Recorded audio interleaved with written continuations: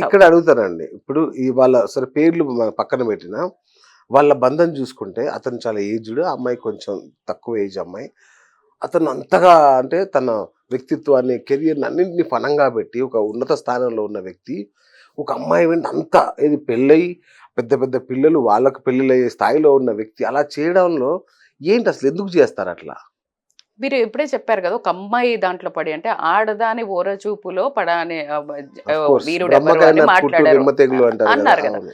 So, అది common. హ్మ్. అయితే అది కామన్ అని అనడం ఎందుకు అయితుందంటే వెన్ 2 పీపుల్ వర్క్ టుగెదర్ ఇక్కడ ప్రాబ్లమ్ అంతా వచ్చేది నేను ఇప్పుడు మీరు ఇందాక మాట్లాడినప్పుడు కూడా చెప్పాను. When you are deprive of something okay.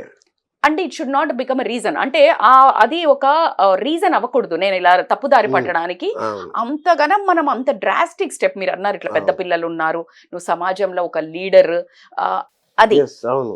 Common people చేసిన దానికి, లీడర్ చేసిన దానికి మీరు నమ్మండి. ఎన్టీ రామగారు పెద్ద మహానుభావులు, లెజెండ్. అవును. ఆయనకు ముందు ఎంతమంది అండి పాతకాలంలో ఒక నార్మల్ ప్రతి ఊర్లలో పటేల్లో గిటేల్లో ఇట్లా అందరూ ఉంటారు. ఇంకా ఏ అవును. దొరలో బిరలో ఎవరు అవును. ప్రతి ఒక్కళ్ళకి ఇట్లా ఉండేటివి అవును. అనేది కామనైజ్ చేశారు మన కరెక్ట్. ప్యాట్రియార్కీలో. కరెక్ట్. కరెక్ట్. కానీ ఎన్టీ రామారావు గారు నెక్స్ట్ మ్యారేజ్ చేసుకున్నప్పుడు ఇట్ హ్యాస్ బికమ్ అసలు అందరూ ఎంత ఖండించారు చూసారా? అవును. అవును. ఎందుకంటే నిన్ను ఎంత ప్రేమించామో అంతే హక్కు ఉంటుంది నేను తప్పు పట్టడానికి. అవును. Because you are leader. Leader has certain rules.